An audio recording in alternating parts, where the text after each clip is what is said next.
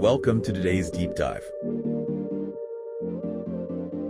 right, so are you ready to really get into crypto and blockchain? Absolutely. Not just like what they are, but really like why it matters and how it matters to like you, the listener. Yeah, definitely. And I think, one of the best ways to kind of wrap your head around it is to go back to the beginning. Satoshi Nakamoto, very mysterious figure, the creator of Bitcoin, talked about this idea of like a peer-to-peer electronic cash system, right? One that completely like bypasses banks and, these big financial institutions. So like right from the start, it was sort of like empowering the individual. Yeah, putting power back in the hands of people. Giving them more control over their finances.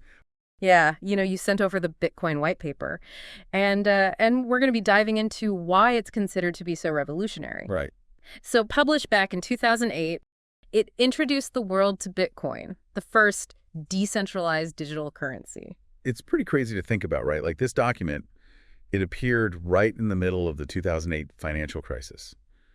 It kind of felt like a direct response to like the fragility of these centralized financial systems. Yeah, right. And it's not just about the technology, but a fundamental shift in how we think about, money, trust, and like who gets actually control it.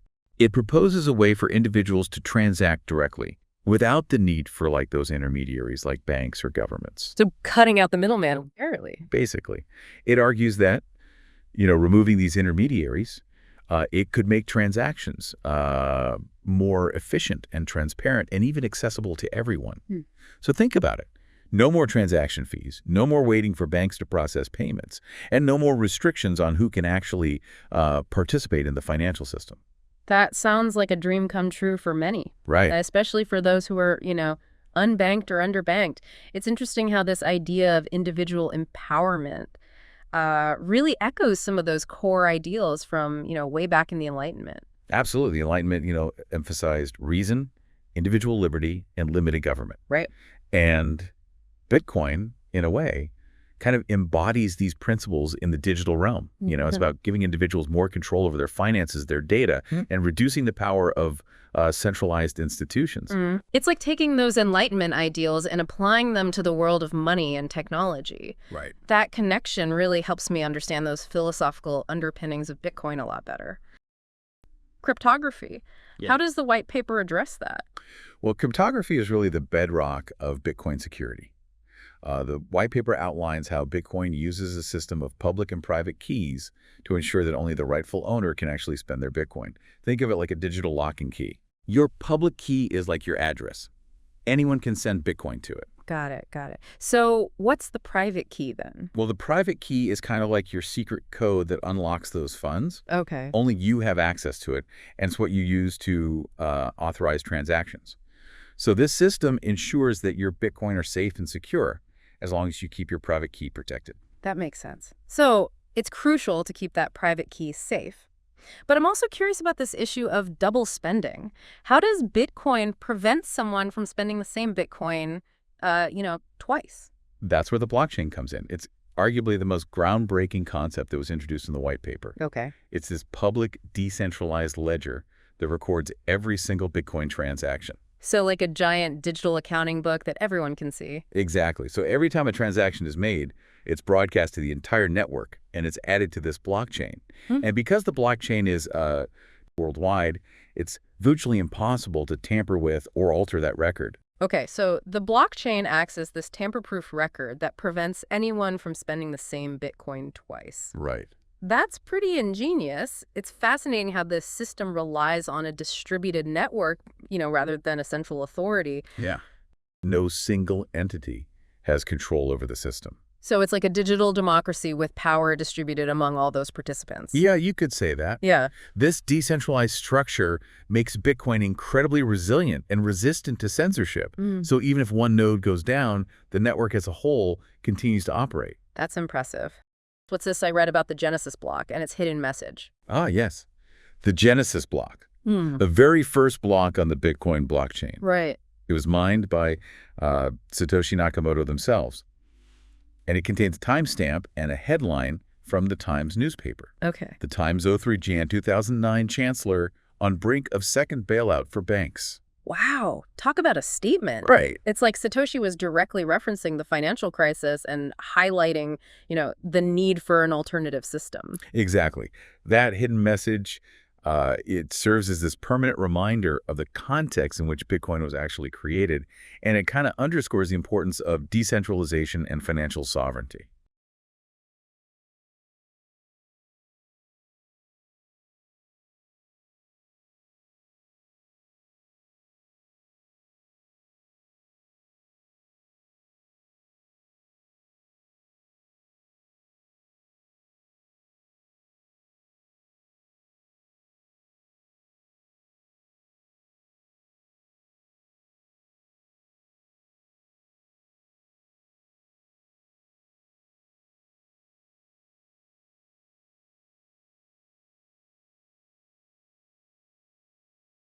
So the miners are essentially the bookkeepers of the Bitcoin network. Yeah. Verifying transactions and adding them to the blockchain. Exactly.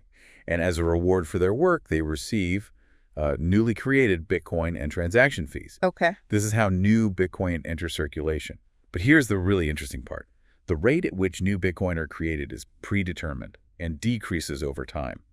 Wait, so there's a limit to how many Bitcoin there will ever be? Yes, the maximum supply is capped at 21 million Bitcoin. This limited supply is one of the reasons why some people believe Bitcoin is a good store of value, like digital gold. So unlike fiat currencies, which governments can print at will, Bitcoin has this built-in scarcity. Exactly. And this scarcity is one of the key factors that's driving, Bitcoin's value proposition. But it's not just about the technology or the economics. The Bitcoin white paper also makes a strong case for individual freedom and, financial sovereignty. You're right. The white paper repeatedly emphasizes the benefits of a decentralized system where individuals have more control over their own finances. Well, one of Bitcoin's strengths is its accessibility. You don't need to be like a cryptography expert to use it. Right. Essentially, you need a Bitcoin wallet. Okay. Which is kind of like this digital interface for interacting with the Bitcoin network. Okay, so a Bitcoin wallet is like a digital bank account. You could say that. Mm-hmm. It allows you to send and receive Bitcoin, view your transaction history, and manage your private keys. Right. There are various types of wallets available. Right. You've got desktop, mobile, hardware, right, each with their own level of security and convenience. Gotcha. And how do I actually send Bitcoin to someone? Yeah. Do I need their bank account details? No, you don't need any personal information. Okay. Remember those public keys we were talking about? Yeah. To send Bitcoin, you only need the recipient's public key, which acts like their Bitcoin address. Okay. It's this long string of alphanumeric characters. So it's kind of like sending an email. I just need their address, and then I can send them Bitcoin. Pretty much, yeah. So you open your wallet, you enter the recipient's public key, you specify the amount you want to send. Okay. And then you sign the transaction with your private key to authorize it. Signing with my private key. That sounds familiar. It's like my digital signature, confirming it's really me sending, sending those Bitcoin. What about the volatility of Bitcoin? Yeah. We often hear about, its price swings. Right. Is that a concern for people using it in, everyday life? Volatility is definitely something to consider. Right. Bitcoin's price can fluctuate significantly, which can create uncertainty for users. Right. However, it's important to remember that Bitcoin is still a relatively, young asset. So it's like any emerging market. There are bound to be some growing pains. Right. And price fluctuations in those early stages. Exactly. Okay. As Bitcoin matures, as adoption grows, right, and as regulatory frameworks become clearer, we can expect to see less volatility. Okay. Volatility is a factor, but it's not necessarily a deal breaker. What about the scalability of Bitcoin? Yeah. Can it really handle the volume of transactions needed to become like a truly global currency? That's another challenge that the Bitcoin community is actively working to address. Okay. The original Bitcoin network can only process a limited number of transactions per second. So it's like a highway with a speed limit. If too many cars get on, things start to slow down. Yeah. That's a good way to put it.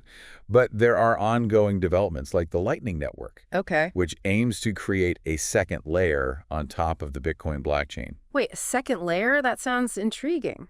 It is. The Lightning Network is designed to enable faster and cheaper transactions by moving them off of the main blockchain. Think of it like creating express lanes on that highway to handle that high volume of traffic. Ah, so the Lightning Network is like the Bitcoin fast lane. Exactly.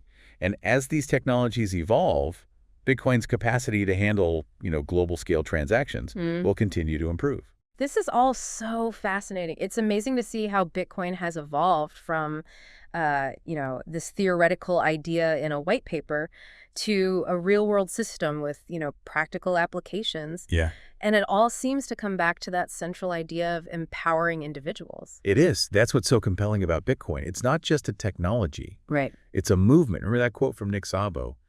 Bitcoin is non-sovereign, non-political, and non-violent. Bitcoin could reshape not just finance, but like the very idea of individual freedom.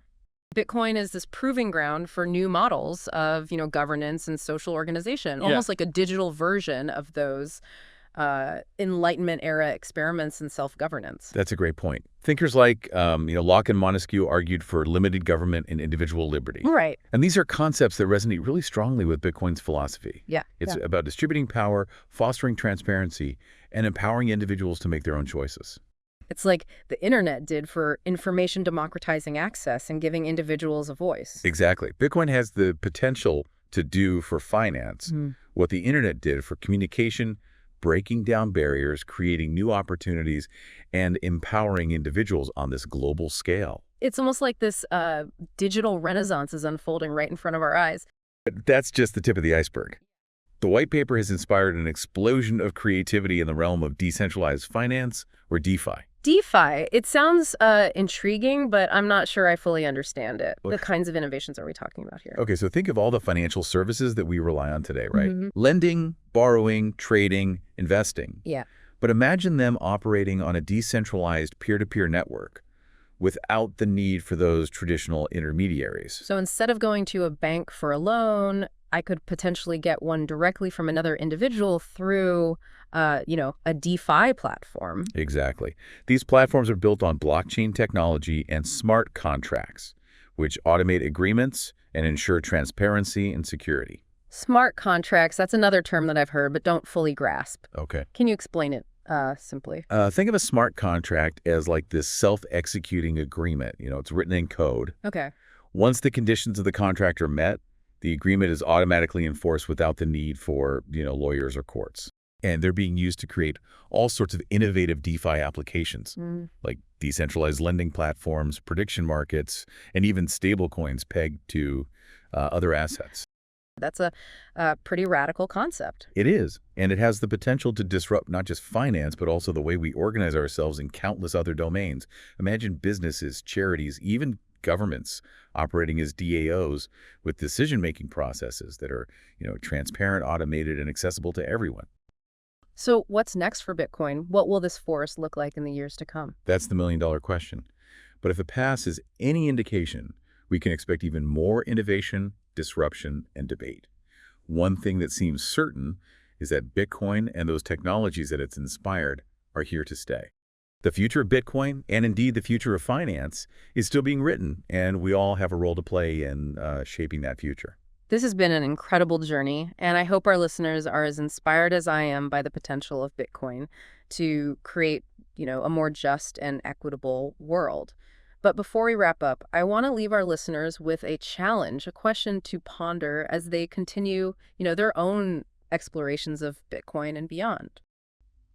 What if we could reimagine not just finance, but all forms of trust and collaboration in this decentralized way? It's a powerful question. If the Bitcoin white paper has taught us anything, it's that, seemingly impossible ideas can become reality when enough people believe in them and work together to make them happen. So what seemingly impossible idea will you champion? What change will you make in the world? The power to create a better future lies within each of us. Thanks for joining us on this deep dive. We hope you learned something new, gained a fresh perspective, and are ready to explore the boundless possibilities that lie ahead. Until next time, keep learning, keep questioning, and keep pushing the boundaries of what's possible.